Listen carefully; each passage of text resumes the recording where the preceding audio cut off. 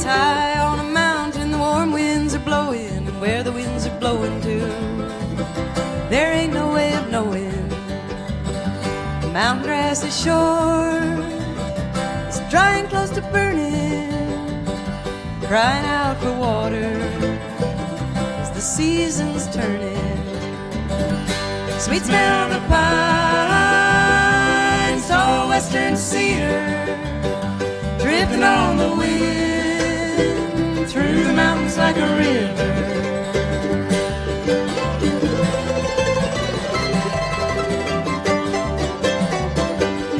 I've been too long away from this wild open sky on the concrete trails that wind through the canyons dark and wide. The sounds of people talking, and words of blue and gray, smells of doors and windows. Hello, my name is Ayana Young, and I welcome you to Unlearn and Rewild, where we explore radical ideas relating to Earth renewal. Many of the topics we cover on this program either deal with the complex and difficult situation humanity has awoken to find itself in, or the growing pool of solutions being proposed. Few authors are able to span both areas as deftly as our guest today. We're taking a journey into the deep wells of knowledge of restoration agriculture pioneer Mark Shepard, who has created a forest where there once was just degraded Wisconsin farmland. And not just any forest, but a mega-permaculture, a 106-acre food production environment. He has just written a phenomenal book entitled Restoration Agriculture, Real-World Permaculture for Farmers, which is a handbook on large-scale perennial polyculture, padded with generous servings of philosophy and big-picture analysis on how to move forward through the impasse humanity faces and confront it square on. Thank you for joining us, Mark. Well, thank you for the phenomenal introduction. It's well earned. So, you studied permaculture with the co-founder Bill Mollison in Australia over 20 years ago, and in the meantime, you have put those principles into action and have created perhaps the largest permaculture in the country. One of the principles you invoke often is farming in nature's image.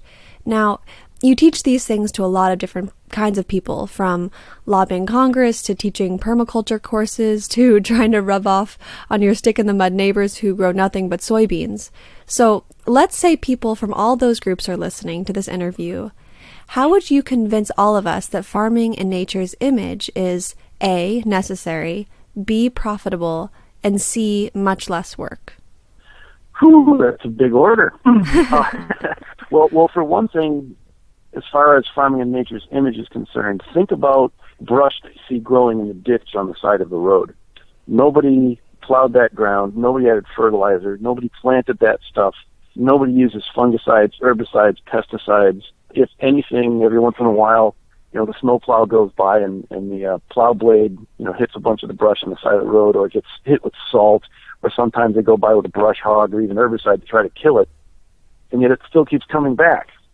And what a lot of wildcrafters understand, all the incredible stuff that we can eat that's growing in the wilder situations, but most people are unaware that there's an amazing amount of productivity right before our very eyes that was effortless to produce.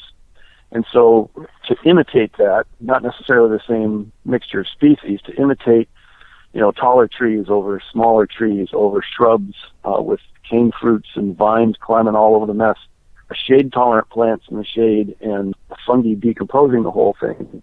Every layer that I just mentioned, we can put in food plants, food-producing plants. And so we have a perennial system.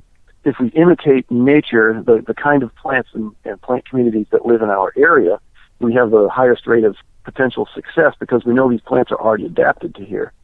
In southwest Wisconsin and actually over much of the USA, the oak savanna is one model. We have all kinds of different models of plant community that works. It has persisted for millions of years. It's been through several ice ages. It's designed to be disturbed, meaning it's either in historical past, it was either browsed by large animals or burned by fire. And now what we can do is we establish an oak savanna with Fagaceae as a top canopy layer, oak, chestnut, or beech, apples as an understory, or cherries as an understory, hazelnuts, raspberries, blackberries, grapes, gooseberries, and currants in the shade, and surrounded by grass. And so all of those species can feed us and produce that food for us with virtually no cost except for management. And with the grass growing all around, now we have complete food chain for animals, which would, cattle and sheep and pigs and turkeys and chickens and ducks and so on. And so if we just imitate natural systems around us, but design them as farms so they're easy to plant, maintain, harvest, designed ecosystems across our agricultural land to produce our food, fuels, medicines, and fibers. That wasn't an elevator speech, but... Wow. Well, you've spoken quite charismatically about hazelnuts, chestnuts, acorns, walnuts, and other nuts as an ecologically sound alternative to annual grains, as well as being, much more nutritious. So can crops like this totally replace annual grains, or is that even the goal? Well, in your diet they can, and they're more nutritious for you. If you use them in your diet, they can replace annual grains. I don't think that we really would want to totally eliminate annual grains, simply because it's a strategy that if we have something like early frost kills blossoms on some of your walnuts or acorns, whatever, you still have the option to put in a grain crop to supply you with that carbohydrate.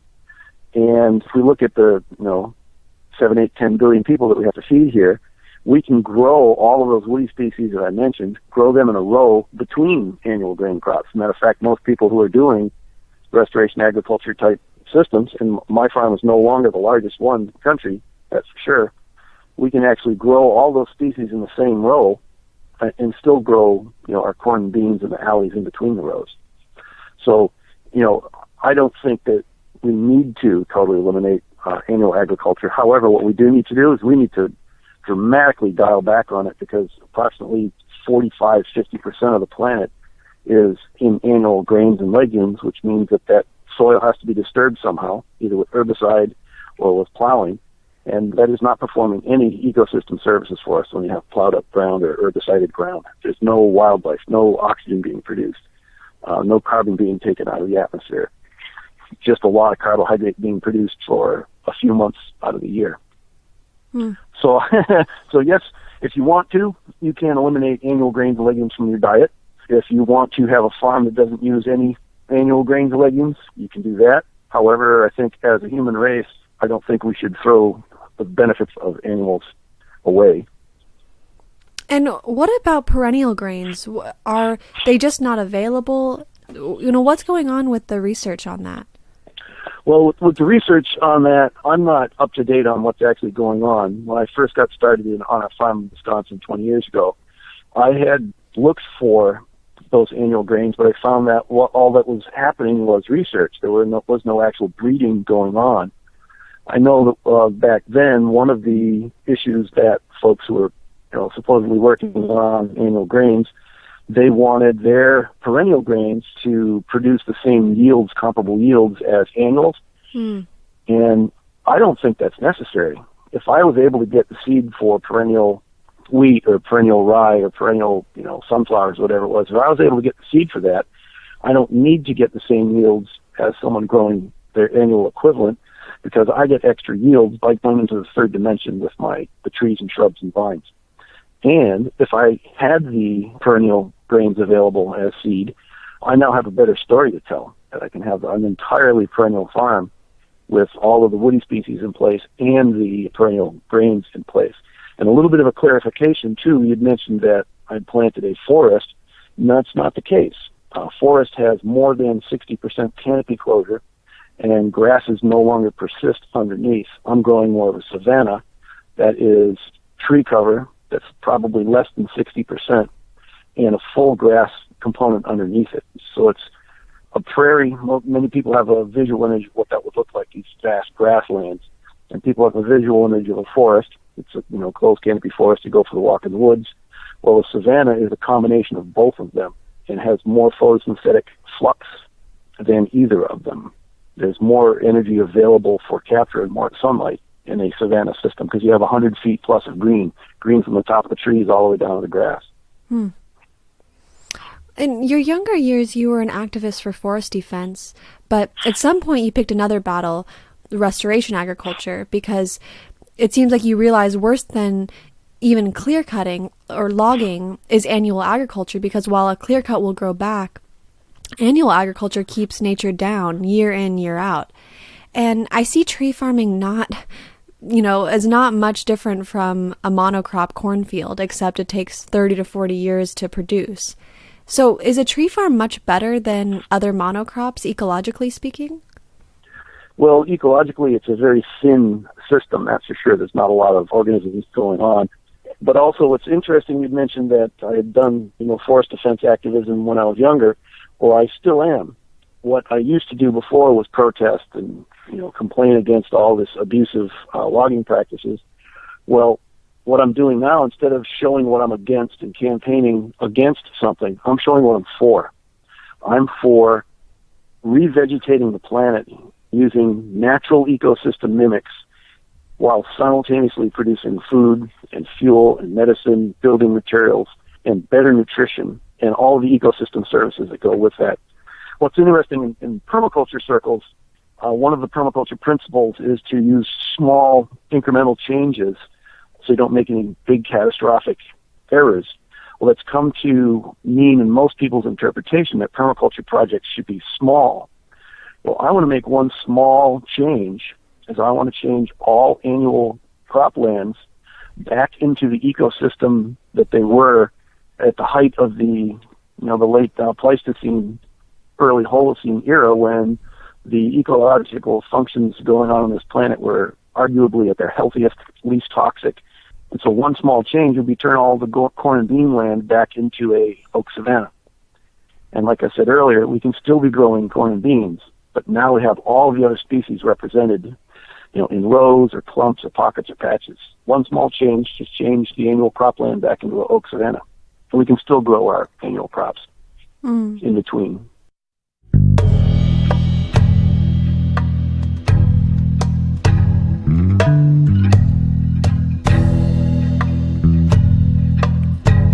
Let's burn down the cornfield. Let's burn down the cornfield. We can listen while it burns.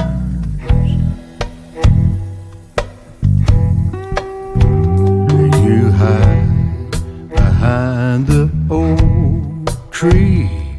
You hide behind the oak tree. Stay out of danger till I return.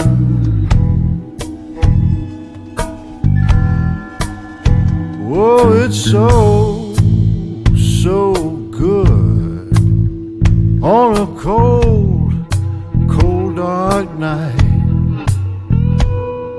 to have a little fire burning warm and so bright.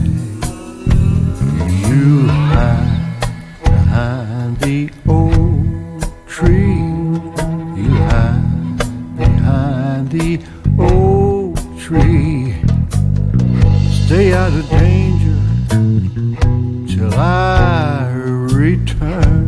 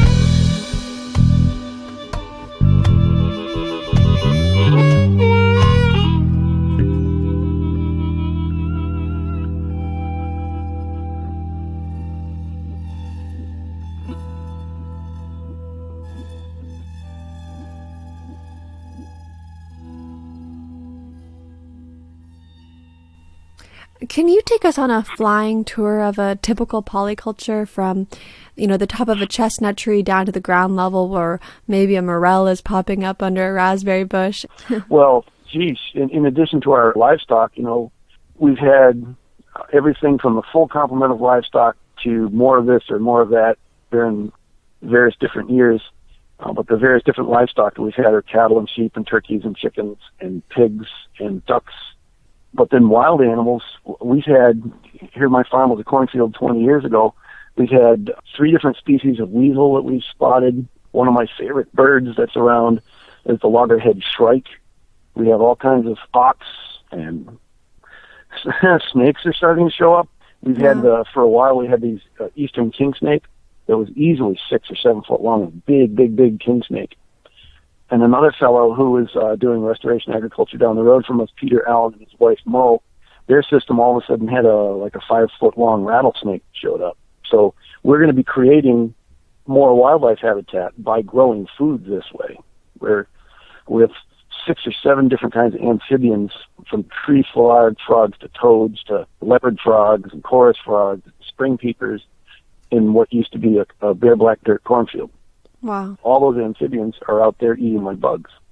So we're getting natural pest control by having a thicker ecosystem. Swallows, bluebirds, several different kinds of woodpeckers hang around. There's been 3 different people who've written in books about my farm. All 3 of them mentioned that of anywhere that they've been in the world, they've heard more birds on my farm than any place else. And I travel around quite a bit nowadays since writing the book. I'm amazed at how few birds are actually out here. Because normal to me is having this cacophony of bird song almost 24/7 in warmer seasons. That sounds beautiful. So I've seen studies comparing the nutritional value of grains and vegetables in the 1950s compared to today, and it's incredible how many fewer vitamins, minerals, and proteins are found today in these annual crops. Is it chemical agriculture that is destroying soil? Is it just the whole system of monocropping? Or what is to blame for this, and how do you keep your farm, how do you keep the nutritional levels high? All the details on why nutritional levels in comparable foods have gone down, has to do with soils, has to do with over-reliance on chemistry, has to do with breeding. There's a lot of different factors, and I can't blame any one or even a suite of them. But how do we keep the nutrition levels up in our plants is just by having such a wide array of plants that we're growing and in our diet. Think about for a second, let's go back post-ice age. Ice melts in a particular place, and there's nothing there but, bare rock or gravel. How is it that in the years since the ice age that rock and gravel turned into soil? How was the soil made? Well, the soil was made by the natural plant and animal communities of that place. And so the topsoils in the upper Midwest, some say that south of Chicago, topsoil is 200 feet deep. How did it get there? Well, it got there by the natural process of ecological succession. All these plants and animals living and growing and dying and decaying over the centuries actually created the soil. So when we imitate natural ecosystems in our agriculture and set up a restoration agriculture system, we actually will create soil where there wasn't any before. One of the things that I like to say is if someone would give me a 5 or 10 acre island in the middle of Lake Superior or Sednick Lake between Maine and Quebec, and I'll show you how to make soil and farm. That's what nature does. And most people have seen trees growing right out of the rocks, cliffs on the side of the road. Where's the soil? Who made that soil? There is no soil, but the plants are doing just fine. There's a lot more mysteries going on that we don't know about, and nobody's researching about it because we're not really, heretofore, haven't been relying as heavily on trees and shrubs and bushes and vines for our nutrition. So how do we keep the nutrition levels up in our plants? We have a wider array of foodstuffs that we eat, and we're using the process of ecological succession to convert our subsoil into topsoil. I've got some soil tests that are, I guess, they're not as reliable a measure, but if you look at what the soil looked like 20 years ago on our farm, it was red clay, color of a brick. And now it's not chocolate cake topsoil, but it's a nice gray brown topsoil. Now this clay didn't go away, And we didn't add topsoil by having an organic matter layer build up on top, like by adding compost and stuff like that. It was by the plants themselves and the roots in the ground, growing and sloughing, decaying, that over the years have turned red clay into topsoil. I remember you speaking in the workshop I was in about compost, and I thought it was a really entertaining way to look at, our obsession, especially organic food growers' obsession with compost. And do you mind talking about your thoughts about compost bins and all the work that it takes to put into that? In the proper context, you can remember everything exists within some sort of whole context. In the proper context, compost and compost bins and piles make a lot of sense. In suburban and urban areas, it's a great way to utilize all of your food scraps to help create a nicer, more stable, fertile soil. However, on a farming scale, if you're going to be doing annual produce, for example, which requires a very fertile soil, you also may require inputs of compost. But where did that organic matter come from that makes all the compost? So somebody somewhere had to remove it from their site in order to move it to yours.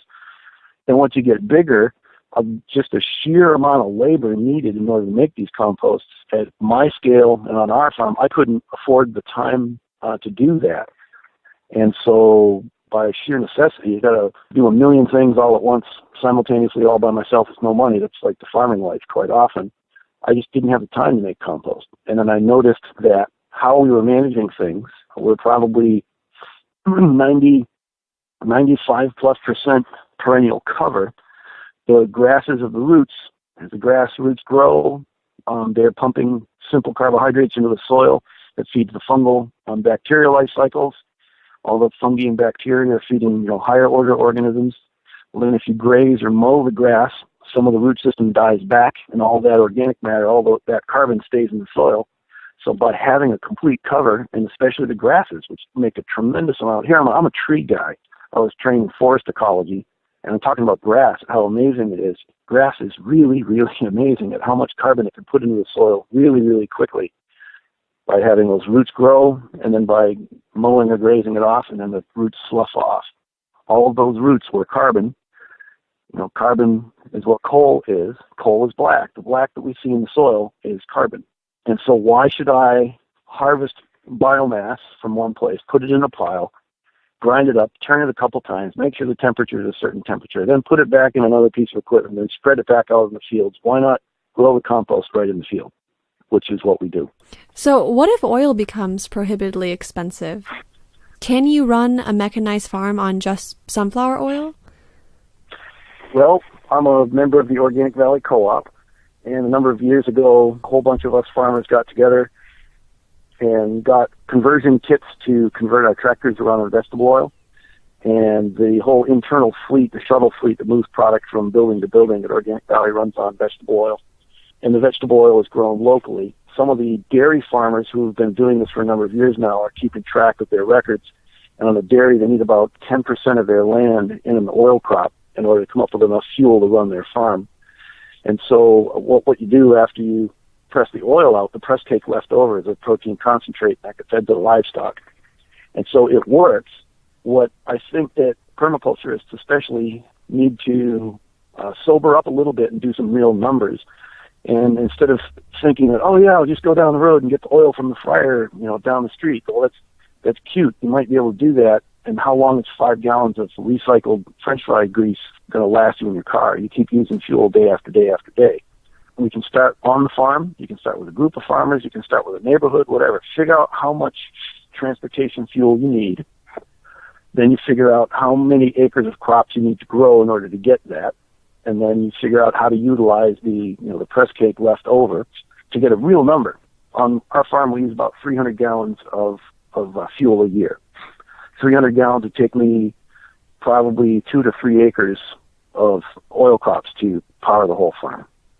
And it's just a design issue. We have to design to scale, and we have to design based on reality instead of a neat idea of recycling French fry grease. Let's have a real design. We need these many gallons, we need these many acres, and then grow it.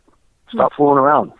The USDA seems to be waking up a bit to the benefits of agroforestry and silvopasture, which combine significant number of trees with grazing animals. So what are the benefits they're seeing, and is this a sign of the paradigm shift is underway and is reaching the mainstream? There is a large paradigm shift that's happening. We're right at the beginning of it right now, is that people are realizing there are things in our large-scale monocrop, chemical-dependent agriculture that aren't working. And so there's a lot of research and action being done to change things. And some of the benefits of agroforestry, think about this. If you've got land that's too steep or too rocky to plant an annual crop, you grow trees on it. Well, you can also grow grass. What's fascinating about cattle is they're not designed to eat corn and beans. So why feed corn and beans to cattle when we could feed those corn and beans to people?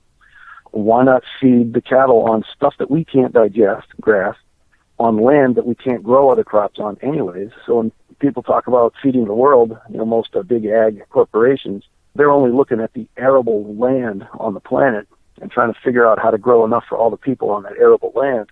When you start talking about natural ecosystems, there's like a whole planet that we're looking at here. The whole entire planet grows plants, and animals eat plants. And so what we can do is we can have designed ecosystems everywhere that are producing food. So for me, a restoration agriculturist or even an agroforester, the whole entire planet is a food-producing potential. We can grow something just about everywhere. There's even plants in Antarctica.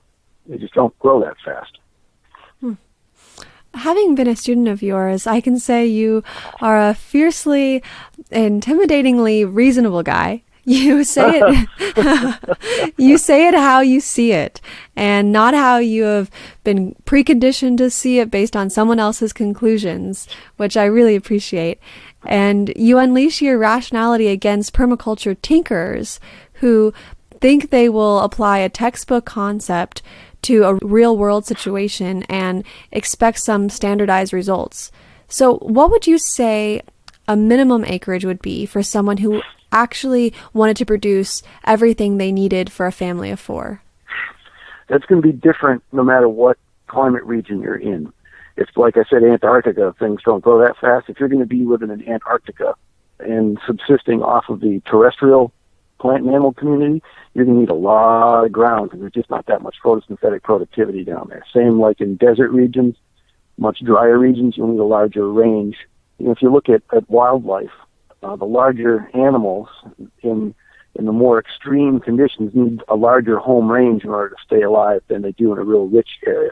Like the humid northeast, for example, with already existing rich fertile soil, you could subsist on fewer acres, whereas if you were in the same region, you've still got a decent amount of moisture and decent weather, but you're on poorer soils, you'll have to have more acreage to feed you. So that's kind of it's once again a context-specific answer would be required there. But where you could start, you could go to, in my book, Restoration Agriculture, if you just did that basic system, the Oak Savanna Mimic, then go to USDA publications on average yields for these various different crops, then you can figure out how much your system would yield that produces that much food in a year. Well, then how much food do you eat in the course of a year? And if we ate a pound of food a day, we would need 365 pounds of food. Well, you need some proteins and oils and vitamins and minerals and all that. So design a system that's based on reality. 1, will it grow in my area with sheer total utter neglect? And 2, will it actually nourish me and provide me with enough calories and energy to do it? And then that would give you a baseline of what you would need in order to survive.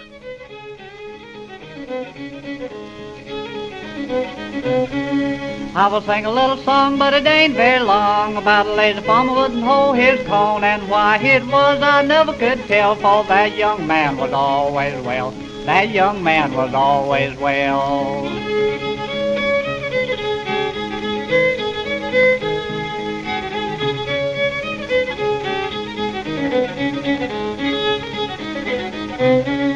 He planted his corn on June the last. In July it was up to his eye. In September there came a big frost, and all that young man's corn was lost. All that young man's corn was lost.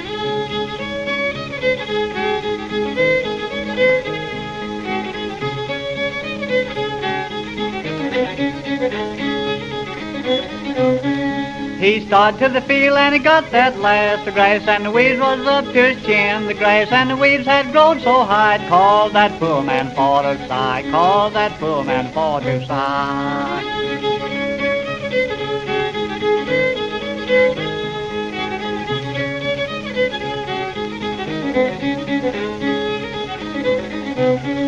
Now his courtship had just begun, saying, young man, have you hoed your corn? I've tried in vain, but I don't believe I'll raise one grain. Don't believe I'll raise one grain.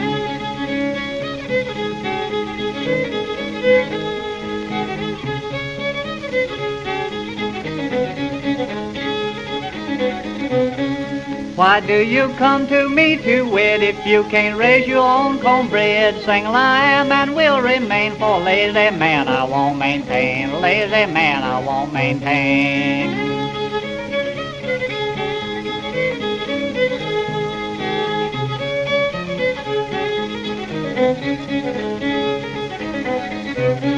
He hung his head and walked away, saying, kind miss, you ruled the day that you was born. For give me the devil, cause I wouldn't home a comb. Give me the devil, cause I wouldn't home a comb.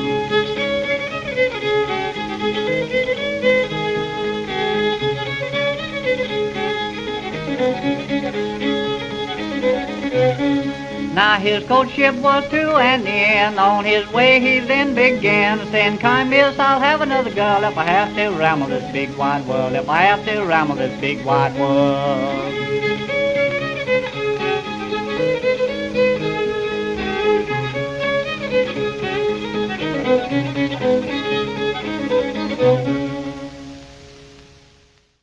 The powers that be are already priming us to one day drain the Great Lakes to satiate America's thirst, which essentially means the thirst of monocropped annual food production. I saw a recent study out of the Netherlands that agriculture accounts for 92% of global freshwater use, the largest portion going to annual grains, the second to animal production, and it takes about 5,300 liters of water to grow and process $1 worth of grain. So if you could give us a rough estimate on how much water it takes to produce $1 worth of hazelnuts, and how much of that comes from the sky. Dollars are not necessarily the metric that we would want to measure there, because the different crops have different price values. If you're going to do a metric, maybe try to compare the same similar crops anyways, grown one way versus grown another way. Much of my work these days, I guess I could consider myself to be 99% retired from farming. I'm doing more farm designing, consulting, and teaching nowadays. I do a lot of work designing farmscapes so that when water falls from the sky, it actually stays on your land and soaks into the soil, because that's where it's now accessible to your plants, your edible woody crops. And to prevent runoff wherever possible, we're limiting or reducing erosion, preventing it altogether in some cases, and we're rehydrating the soil and bedrock profile, which is recreating springs. We have 4 springs on our farm where we used to have none. That water is needed in the system because we're also growing more biology than in an unmanaged system. If we're growing in some of my polycultures 10 different crops in the same place, 10 different total yields. There's other places that have more. I wouldn't be able to go through them all right now, but if we're growing 10 additional crops where there was only one crop grown before, we actually may be creating systems that require more water, not less water. Well, that's why it's so much more important to design the land, to shape the land so as to hold the water and spread it out, soak it in, instead of letting it run away. California blows my mind. All that agriculture, you can see the dust, it's blown away in the wind, and yet all of the channels where water naturally would come from are straightened concrete lines, so when it does rain, all that water goes away as fast as possible. That seems like it's suicidal to design your cities and design your agricultural landscapes to shed water as fast as possible, and then have to go dam up rivers and streams in order to get water for your crops. Why not use the water that was there in the first place and manage it more efficiently? So you've done Keyline design on farms in various parts of the world, and your farm itself is a Keyline poster child. It's akin to contour farming, but to the next level. because you're creating one continuous planting area without containing walls, and instead you dig swales or shallow ditches that carry rainwater across the farm, with a network of small ponds that hold water for future use. You're creating a diversity of conditions, wetter soils along swales and drier soils up on the berms. So it's conducive to polyculture in that sense as well. Well, what's interesting is Keyline design, the whole idea originated in Australia in the 1950s, I believe. This guy, P.A. Yeomans, and now his family are carrying on the tradition. That was a modification of USDA contour farming practices. Well, when I got the Yeomans book and I went to apply it on my landscape, there were certain things in it that were just unworkable for me. So my system isn't purist keylining, but that's how it started, and then I adapted and modified to it. The adaptations that I've done, too complicated to explain in a book like this, but some of the challenges that I have found is that some of my ridge fields, if you think the ridge of a hill, when the water hits it, it flows away. Well, because we're capturing it up high, spreading it out, and soaking it in, I actually have ridge fields that are wetter than usual, so that if you are growing annual crops, and we still grow a couple acres of annual produce a year for wholesale, I have to use shorter season varieties. Acorn squash, for example, only takes 70 days to mature a crop. Instead of butternut squash, it might take 110 days. Because my fields are wetter in the spring up on the ridge, I can't get in as early, so sometimes I don't have 110 days, so I have to grow the shorter season squash. But that has an advantage. 2 years ago, when we had the wicked drought across the USA, I planted my acorn squash in the middle of June, simply because the fields were still too wet for me to get in May, when ordinarily people are planting squash out in the fields. And when I had planted the squash crop, we had already been a month with no rain, and we had no rain for the rest of the growing season. None at all, no rain at all. And we still matured a full crop because that soil was hydrated, and the plants just dug their roots down and accessed all the water that was stored in the soil. And you also think of, I mentioned earlier, the organic matter, carbon in your soil.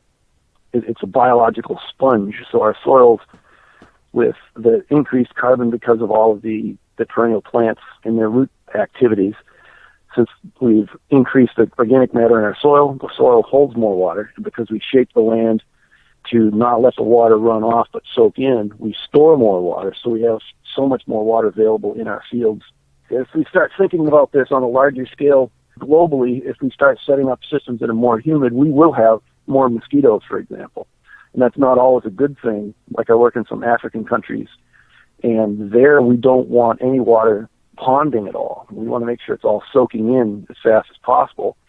The areas where I've worked, they get a rainy season for a couple of months, and then it's 9 months of no rain at all. So it's very, very arid, and of course it's tropical heat. If you have surface water, you're going to have mosquitoes, malaria mosquitoes like you wouldn't believe. And so we want to soak it into the soil and keep it in the soil. There's another place I worked with that the very second year after establishing the system, they had some surface ponds, because they wanted to, this was in the States, they wanted to water their livestock from surface ponds. Well, it's in one of the southern states, and one of the biggest problems were all the water moccasins showed up because he created beautiful water moccasin habitat. And I've worked in northern parts of Wisconsin and Minnesota, and these systems have lots of food in it. You attract things that eat food, such as bears. What would you do if you didn't want to have those ponds and you wanted the water to soak in faster, like in some of the areas you were talking about? Well, you can just simply not put in any depression that would hold water. So you would use more smaller swales to distribute the water and then soak it in faster. You can use any number of tools, from a subsoiler to a yeoman's plow, which is basically, both of those are just versions of a glorified hook that you drag through the ground to just loosen the soil. You're not plowing it like traditional moldboard plow where you can flip the sod upside down. All you're doing is you're cutting some slots in it, like aerating a golf course green, for example. And then the water would just go in quicker that way. You can even use, I actually have a client that uses a golf course green aerator out in their field, a little plug aerator. And that just lets the water soak directly in fast with no ponding or puddling. And how does alley cropping fit in with the Keyline? the alley cropping technique, one of the agroforestry techniques, it's the growing of a row of woody plants, and then the alley between the rows is where you grow a different crop. You can grow a different cash crop, whether it's an annual crop like corn or beans, or many cases like on my farm, we have asparagus grown in the alleys. I was just at a place in upstate New York, the Good Life Farm. I recommend checking it out in the Ithaca area. They have extensive alley croppings with asparagus. So they have rows of trees and then growing their asparagus in between the rows of trees. What I like about alley cropping is if you go by a cornfield right now, they harvest the corn off of it. Next spring, it's just bare black dirt. What do? Well, go out and plant your rows of your woody crops, and then you can still do annual agriculture in the alleys in between. And that can cash flow you through the early years while your perennial system matures. Mm. But what's really interesting at the woody perennial polyculture site in Urbana, Illinois, where they have controlled trials of woody perennial polycultures, they showed that the very first year they out-yielded corn on dollars per acre. They didn't out-yield corn in calories per acre, but dollars per acre are more significant to the farmer than are calories. If I'm living on a farm, yes, I'm growing food for people. That's great. It's not the total number of calories that keeps me on my farm. It's the amount of money that I get for my products so I can pay my bills. And in the early years in a perennial polyculture, things like currants and raspberries, they begin to bear right away. Grapes in, a couple, 3 to 4 years, hazelnuts in 4 to 5 years, chestnuts and apples, those sort of things in 7 to 10 years. So you have these increasing yields through time, and you can start with a baseline today of your annual crop. If you're growing corn, for example, that's the only yield you're getting off that acre. Well, if you put in one row of trees, now you're getting one row less of corn. Oh, shucks. But you're getting raspberries and currants, and then you get grapes, and then hazelnuts, and apples, and chestnuts, whatever your system is. And so your yields go up through time with the polyculture system. And so what the woody polyculture research site is doing is they're doing the metrics. How much food is produced? How many dollars is produced? And right now I'm in Michigan, where Michigan State University is in the process of setting up plot trials to determine the economics on a restoration agriculture system that includes rotation of a component of annual cropping in that system through the years. And so these economic models need to be researched, because wherever you live, there probably is a species mix and a configuration that will work better than others. And people are starting to pay attention and research this. I want to ask you about acclimating tropical plants to temperate zones. At least in theory, you can find that one survivor among thousands that can withstand a northern winter. Coffee and chocolate are a few of the sins committed by local foodists. So what is the likelihood of stumbling upon that genetic variant of coffee or cacao that can grow in Maine or, maybe Tennessee or something? Well, stumbling upon, the chances are probably pretty slim. But if you make a concerted effort, the opportunities are probably huge. What has happened since the quote-unquote Green Revolution is the larger breeding companies for almost all of the crops, especially the commodity crops, coffee and cocoa and stuff like that, and, corn and beans. The strategy, the strategy has been to develop plants that are adapted to a wide range of conditions. So you can grow soybeans in Brazil, you can grow soybeans in China, you can grow them in Africa, you can grow them in the U.S.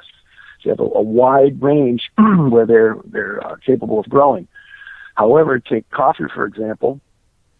There's coffee growing in the Andes, way the heck up in altitude. How high up in altitude? I don't know. Then you look at the weather and the climate of those high altitude crops. There are specifically adapted plants they're very site adapted to extra cold stuff. So if we went looking on purpose, so now all of you recreational ecologists out there, go hiking in the high countries in various different places where it does get cold in the winter and start saving seed.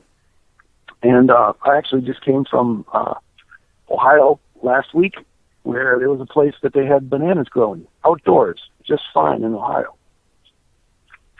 We have to look for those genetic variations. They're out there. We just got to go find them.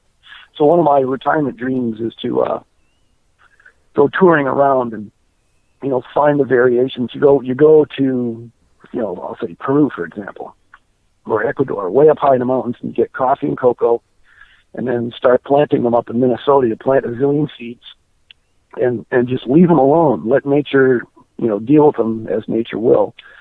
So most of them will die because they can't withstand the winter. But probably there'll be one there that all of a sudden it doesn't. And that's where you start your breeding program from there. It's pretty simple. If it dies, it's not the one you want.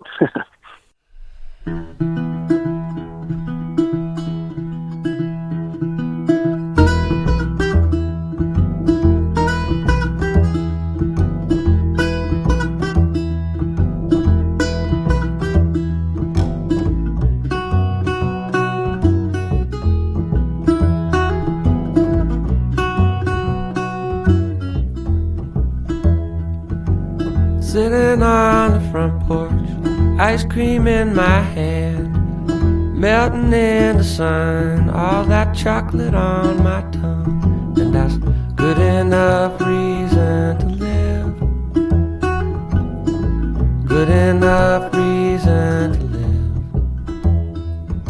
live. Sitting in the bathtub, hi-fi playing low, digging old Al Green, well, you must know what I mean, and that's good enough reason to live, good enough reason to live. If I die young, at least I got some chocolate on my tongue. If I die young, at least I got some chocolate on my tongue.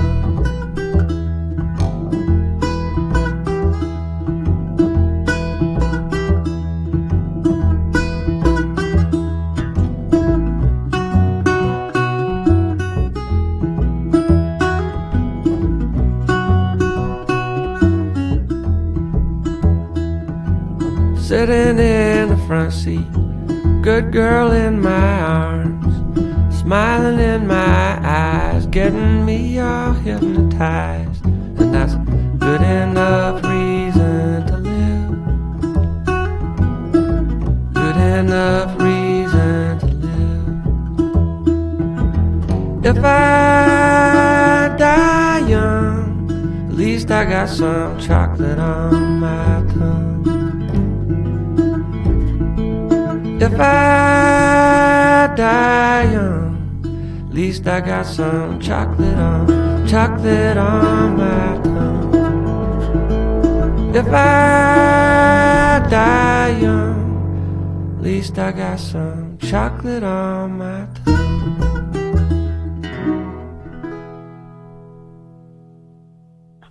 Now on to the big ideas of rewilding.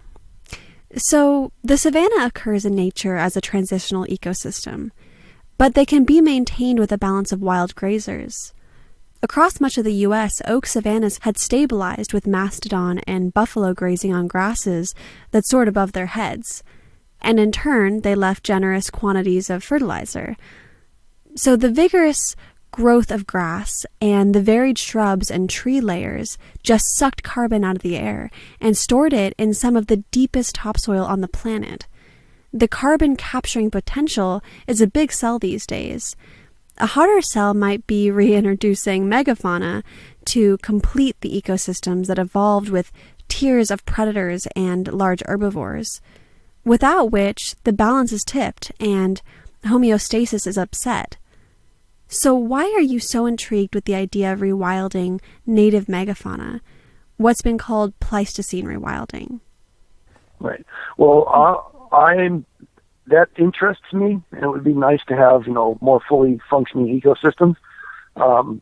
Rewilding does interest me in that sense, but what I don't think humanity can afford to have too much land set aside as quote-unquote preserves, where we basically, are taking a hands-off approach.